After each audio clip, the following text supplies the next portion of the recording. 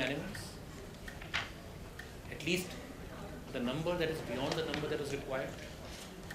If you use too few, you're wasting all of it. So with that point of view, okay, I'll just operate from here.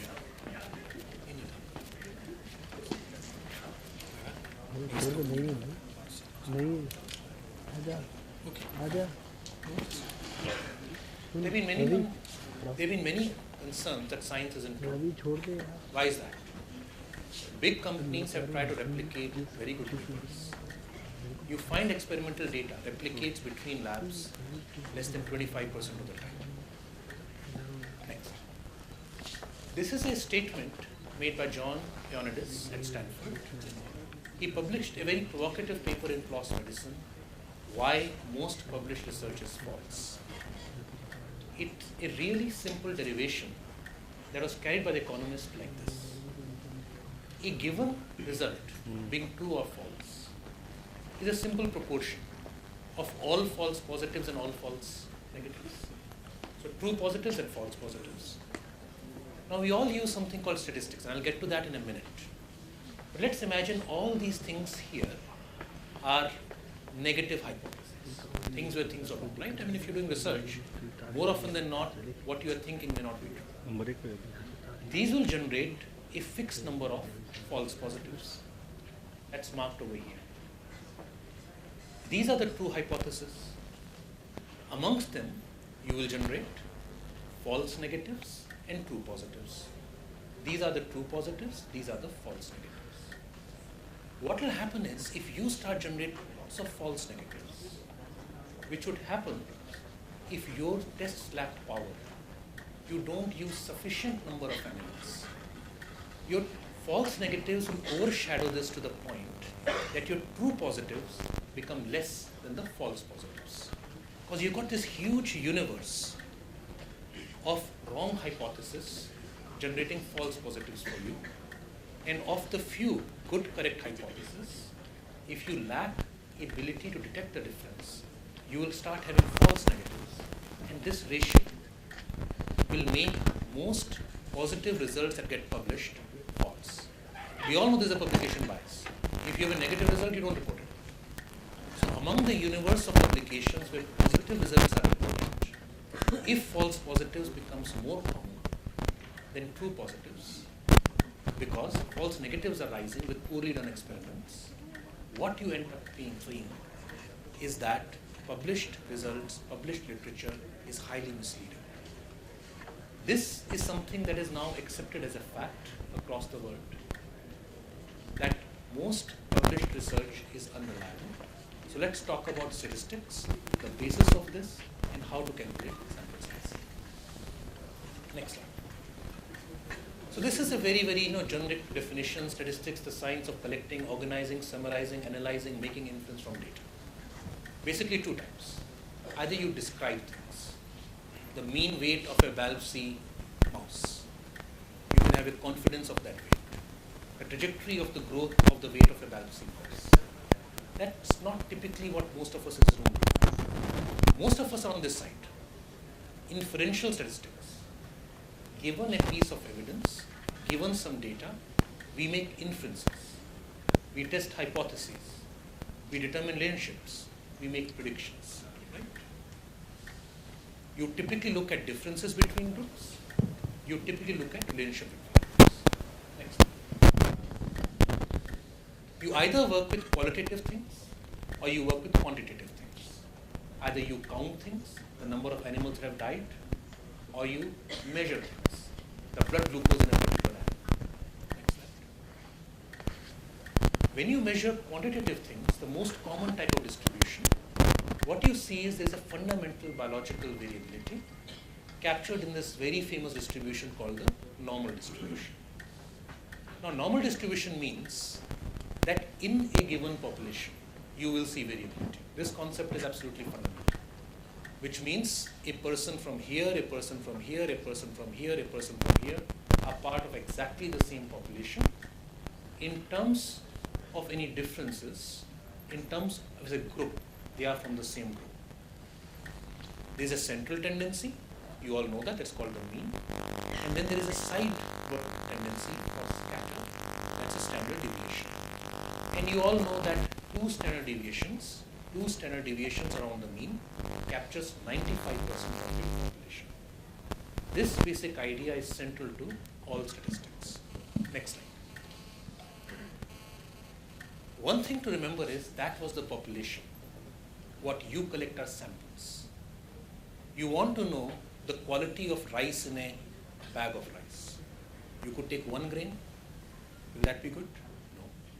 You could take a handful of grains. You could shake up the entire sack and then take a entire 2 handfuls of grains. At some point, taking more grains will not help, right? The sample is reasonably representative. What that means is, in this entire universe, this population, we take a smaller amount that is a sample. Unfortunately, that sample may not come exactly from near the center. One person could get a sample from here, one person could get a sample from there. Somebody might even get a sample from here. It all depends. How small is the sample? How large is the population? Next slide. So this is captured over here, that each sample can reflect a different part of exactly the same population, which is again fundamental to the errors that we can make while making judgments.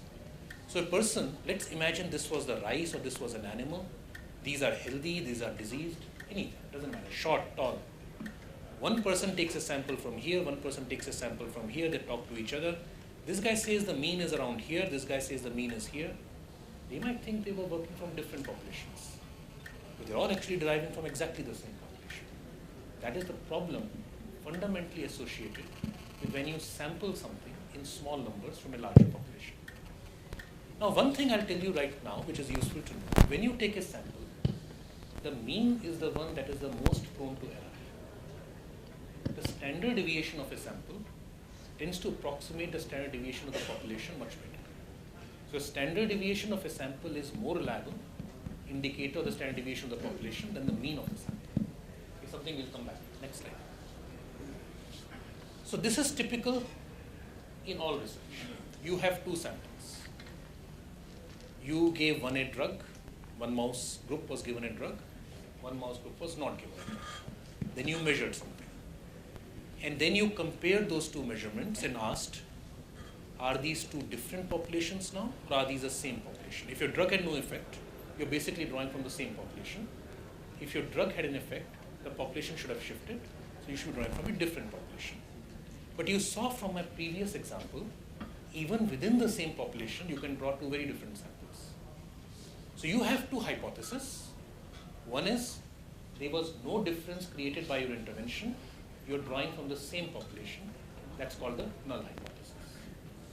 And you've got the alternative hypothesis, there is a difference. Now here is the first problem of statistics. Normally you only work with the null hypothesis. You fail to often specify what your alternate hypothesis was. Let's say your intervention was giving a little bit of water, right? Your alternate hypothesis would then be giving water to the mouse created a difference in the phenotype. That's a nonsensical alternate hypothesis.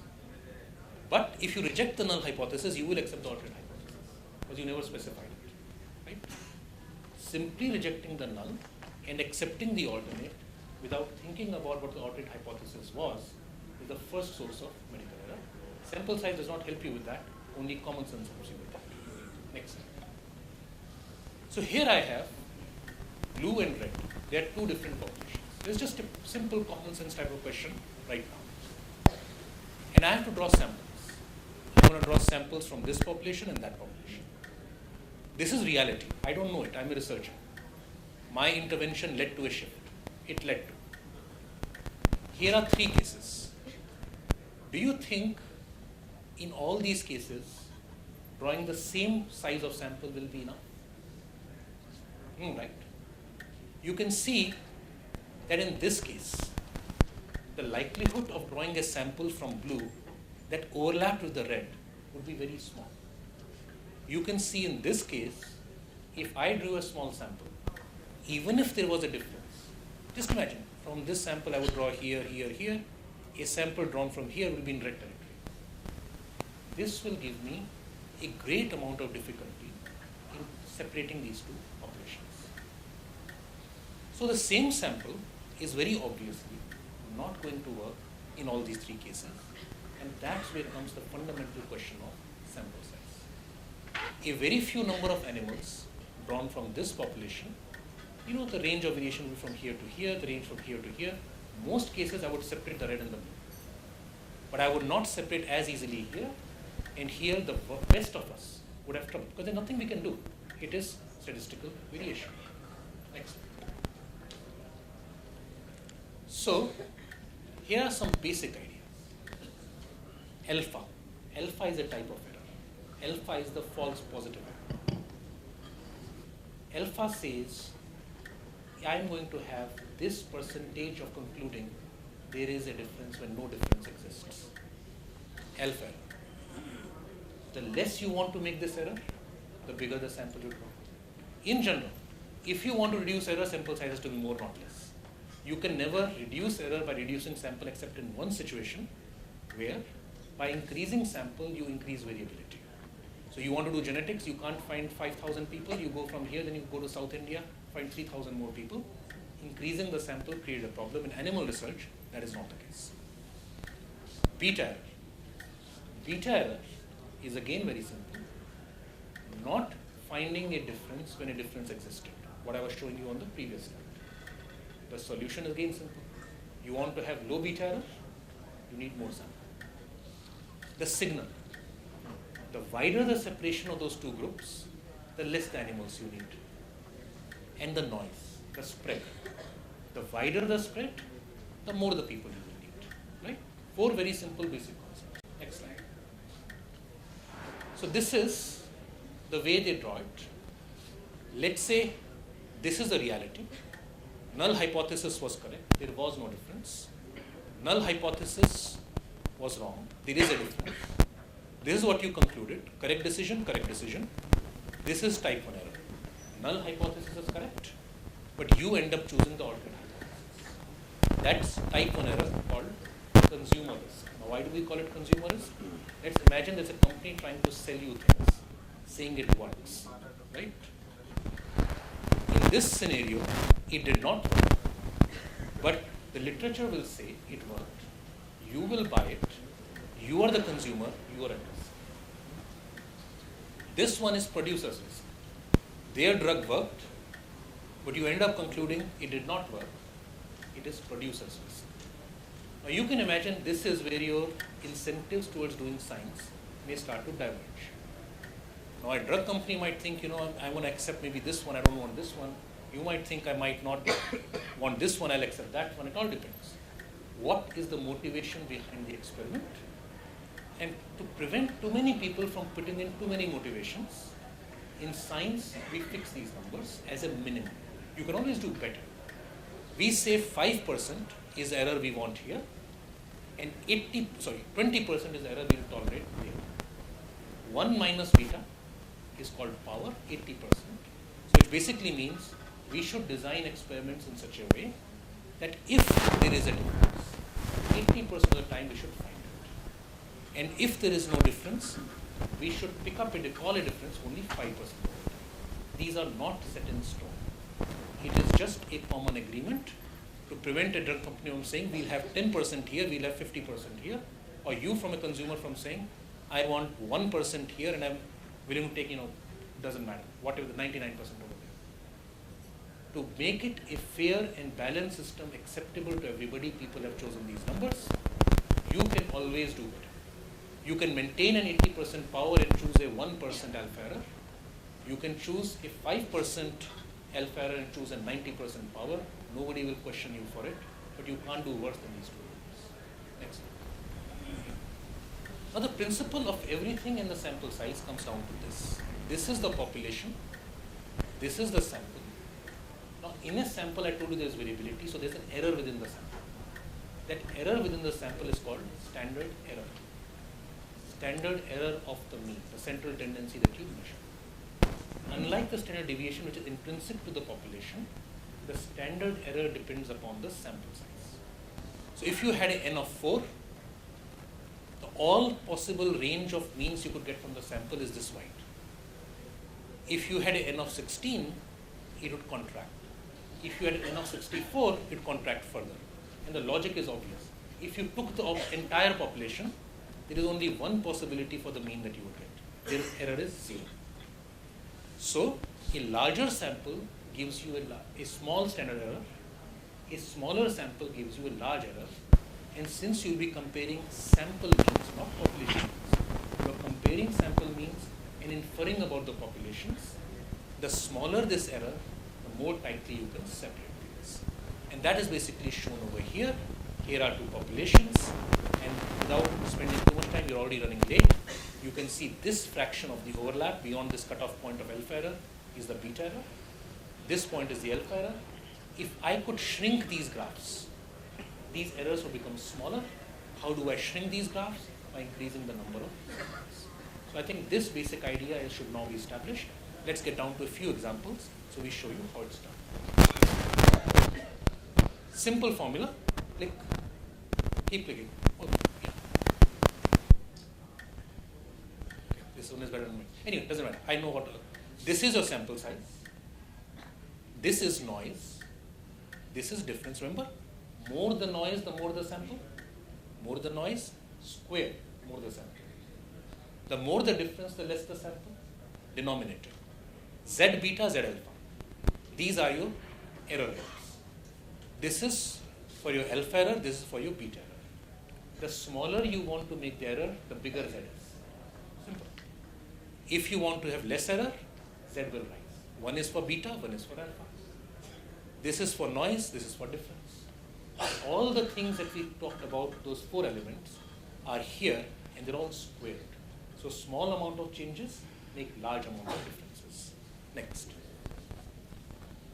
Yeah, you can just click on this. And these are typical values. So now let's come back to the same question. Let's ask a more precise thing. We will say the difference of the means is the constant, but standard deviations are either 0.5 times, 1 time, or 2 times the difference. All right? So what would be the required sample sizes? Let's just show you the solution. Next slide. So Z square for alpha, beta as they're commonly used, 80% power, 5% alpha. Everything simplifies very nicely. One is 1.96, that's the alpha. 0.84 is the beta. You square both of them, you get about 8. I'm trying to give you a rule of the thumb because you see, human research, you don't want to generalize too much because you can measure, do pilots and this and that. You want to be very precise with what you do. And plus you're working with humans, so there's a certain degree of greater oversight that comes. With animals, I think if you want to err on the side of having 1 animal too many and 3 animals too less, but not twice the number of animals. So 7.84, let's round it off to 8. Next slide. So the entire formula, this entire formula, next slide, next, yeah, becomes simply this. 16 times standard deviation upon effect size squared. That's all. If your effect size is double the standard deviation, 4 animals per group will be enough. If your effect size is equal to the standard deviation, 16. If your effect size is half of the standard deviation, is going to be 64. As long as you know what your effect size is in relationship to the standard deviation of your population, or your mouse, or your pig, or your mini pig, or anything else, a quick rule of the thumb back of the envelope calculation will always give you the rough sample size. The other way of doing it is, if you choose to have only 4 mice in a group, which I hope you don't, then you're only capable of detecting effects which are double the standard deviation.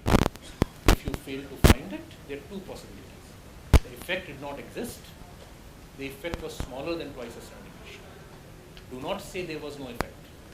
Simply say, my effect is unlikely to have been as large as 2 standard deviations. That is a correct scientific conclusion. And I don't think any of you would want to say that. So don't use 4 animals. Because people would say, you want to detect an effect size double of the population standard deviation? What are you thinking? So you may want to be somewhere here, at least 1 standard deviation. Right? I mean, And if you are working on something really important, maybe you I know it doesn't fit with the reduced overall thing. Perhaps you'll end up using more animals than you, but those animals would be sacrificed, killed, whatever is a preferred terminology, for a good reason.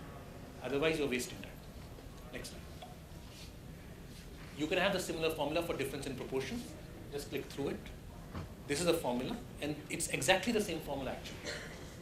This is the formula for the standard deviation of a proportion, the variance.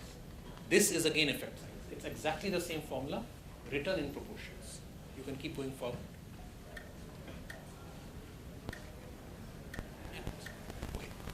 So 50% of mice died due to acute lung injury in a model of sepsis. You expect a drug to reduce mortality to 25%. How many mice should be kept in the treatment and control groups to get 80% power, 95% confidence? Now, these are large numbers, right? Half the mice die. How many see these models? You expect to reduce mortality to 25%. That's a big effect. You're reducing by half the mortality. What do you think the number is going to come out to be? Based on and we all know what we typically do. We tend to have 10 mice per group, 20 mice per group. That's about the max you'll ever see, right? What do you think is the number? If you calculate it, what's going to be? Next slide. I mean, I've done the calculation here. You can check it if you want, but 64. It's a slight overestimate. The correct number is about 62. But I said, err on the side of 2 more, not 2 less. But plug in the numbers. What people actually end up with, what I see all the time, they will start with 20 mice. They'll get something. Then they'll say, let's do 20 more. My signal was too weak. Then they will say, let's do this. But that's bias. Depending on what you thought the correct answer should be, after you are 1/3 of the way through, you decide to do it more or less. That creates bad science, bad literature, because you don't do the calculations right. Now, in the same example, if you expected your drug to prevent 90% of the mortality, right, the answer would have been 10 or less. So it all depends. What do you expect your drug to do? If you're working with clean biological signals in known pathway, you're blocking it, you expect very high effects. And you should get it in your mouse models. But you should know what you're doing. Next slide. There are few assumptions, even behind these sample size calculations. You are assuming that all your measurements are reliable. That is not true. Any noise beyond statistical noise will further inflate the sample size. Remember that. Next. Accurate, precise, reproducible. Accuracy, precision are well known. You can be very accurate, very precise but inaccurate. You can be accurate and precise, and you can be imprecise but generally accurate. These are all possibilities. Treatment effects, reproducible. Reproducibility is a major issue. And everything that you all have talked about, I would imagine, shows you how to get reproducible measurements, good animal care, good handling, everything streamlined, everything with a protocol. Next slide. That's the X factor. Can you generalize from the study? If you only worked on males, male mouse, female mouse, these are fundamental issues regarding sample size calculations. If you include both males and females, your variabilities might go up, but your results will be more accurate towards the population. Sometimes people, to reduce variability, because the sample size calculator will reduce the sample size if the variability is less, will say only males, only females. Unless you're planning to intervene with an intervention only to males in humans and only to females in humans, don't do it. And both inbred and outbred strains. Why not? If it only works on one strain of mouse, does not work in 3 strains of mice, why do you expect it's going to work in humans? They're very different from 3 mice. Preferably, do multiple species, go along. These are all well-known things. Next slide. By the way, males still dominate animal studies. People have a reluctance to sacrifice or kill females. Probably a good reason. Study design affects sample size. Calculations here for simple 2-group parallel designs. In human studies, we use innovative designs to reduce sample size. You could do it for mice. There's nothing saying you can't do it if this sample size is too much for you. Next slide. There are things like crossovers, parallels, combinations, Latin square, the sample size calculations. For these, you need a statistician. I also need a statistician. Next slide. One very important thing, and I think it was beautifully mentioned in the previous talk on guinea pigs. shuffling things around. So they would talk about the piglets being moved to different sows and they accept. Because an experimental unit is all people treated in the same way. So 8 piglets of one sow and 8 piglets from a second sow does not give you n of 16. It gives you n of 2. You shuffle them, you move them, then you got 16. All mice kept in one cage compared to all mice in a different cage is not n of 16. It's n of 2. It's a bigger n. Because if something went wrong with the cages, you'll get an effect, even though there's no difference between the mice. So all things should be shuffleable. If they're not shuffleable and they're units, count units, don't count individual entities. Next slide. Variation is often more than what you think. Genetic, environmental, biological, infection, cage density, temperature, lighting, chemical, all these things are variables. If you have more variations, more noise, more sample size. Your power is almost always less than what you think it's going to be. And there are all kinds of things. Next. Remember this, type 2 error is the most commonly made error. Effect is small, variation is large, number of animals used is small. In the end, you waste the few animals that you sacrificed, which is not a good thing. Last slide. Next. What to do with the data? I don't think I'll go too much into that today. I'm nearly at time. Next slide. You can have parametric and non-parametric tests. When you use very small sample sizes, please try to use non-parametric tests. Parametric tests assume a normal distribution, including the t-test. You see it being used all the time with n of 3s and 4s. You shouldn't do it. At a n of 3 or 4, you don't know the distribution. You plot 3 points, how can you know the curve? So use non-parametric tests. Next slide.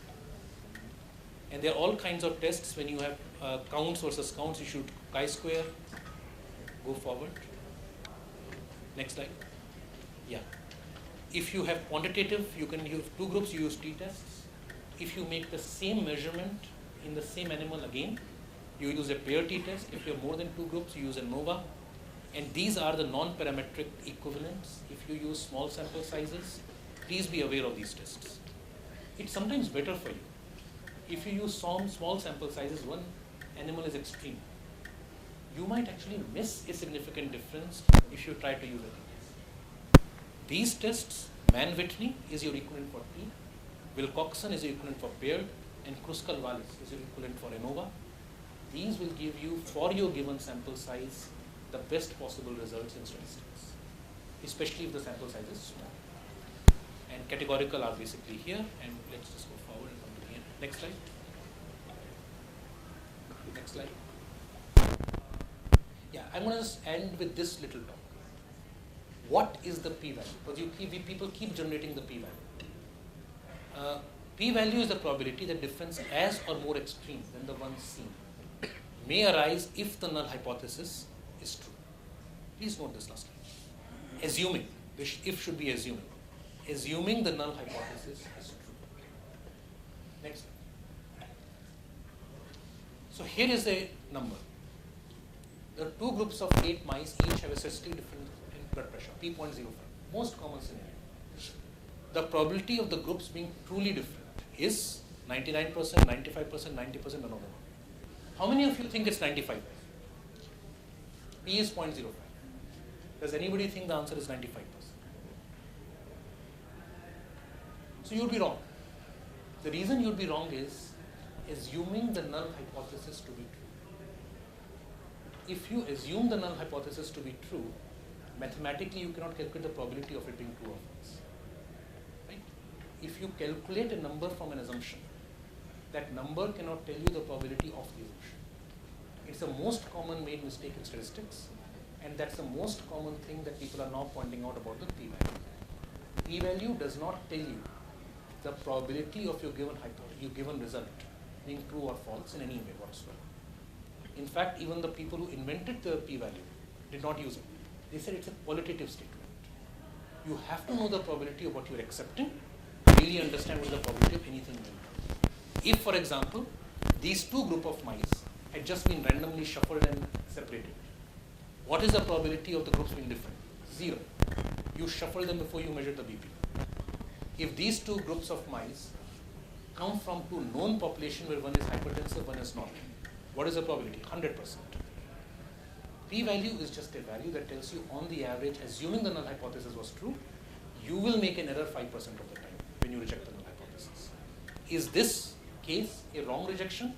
Is this case a correct rejection? You do not know. You have no way of calculating it. The only way of doing it is a different type of statistics called Bayesian statistics. And if you want to calculate these probabilities for particular outcomes, you have to use Bayesian methods, not t-test type of methods. Next slide. The answer is none of the above. Next slide. So correction of significance level is very important. You do large number of comparisons, you must correct. Which basically means your alpha becomes, if you do 5 comparisons, your alpha goes from 0.05, 5% to 1%. And your sample size must be calculated using the alpha at 1% rather than 5%.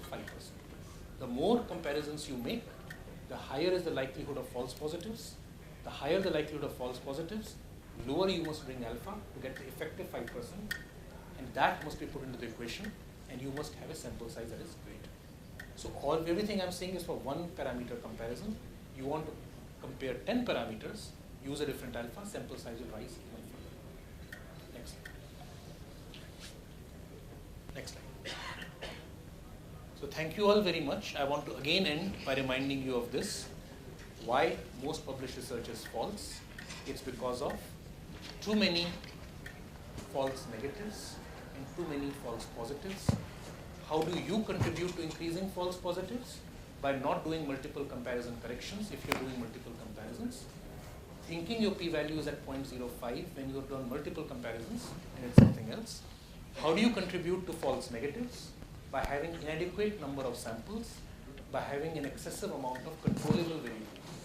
You can't do anything about uncontrollable variability, but there is variability you can control, keep it low, keep the sample numbers good enough, and know what you're accepting at the end. Thank you all. I'll be happy if there are any questions. Floor is open for brief questions. All right, so either it's very clear or totally unclear.